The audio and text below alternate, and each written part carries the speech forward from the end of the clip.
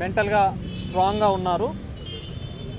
ఇంతకుముందే పోయినసారి 14-19 మధ్య కూడా ఒకసారి ఇలాగే తిరుపతిలో ఎయిర్పోర్ట్లో ఒక తప్పుడు కేసులో కూడా ఆయన్ని ఇదే విధంగా సెంట్రల్ ప్రిజన్కి పంపించినారు.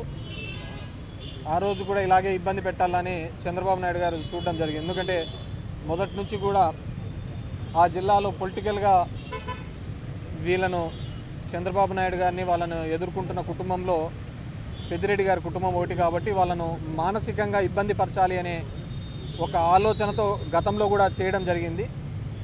ఇప్పుడు కూడా అదే పద్ధతిలో ఆయన ఇబ్బంది పెట్టాలి అని చెప్పేసి ఒక లేని స్కామ్ను తీసుకొని వచ్చి మిథున్ రెడ్డి గారి మీద నిరాధారంగా జైల్లో ఉంచడం జరిగింది.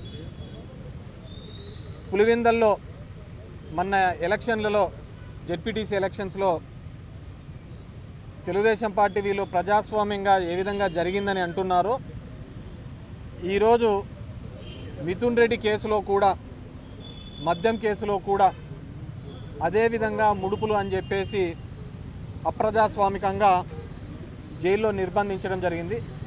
డెఫినెట్గా he will come back more strong, నిర్దోషిగా, అదేవిధంగా తొందరలోనే ఇది వస్తాడని, మోర్ స్ట్రాంగ్గా బయటకు వస్తాడని చెప్పేసి అనుకుంటున్నాం.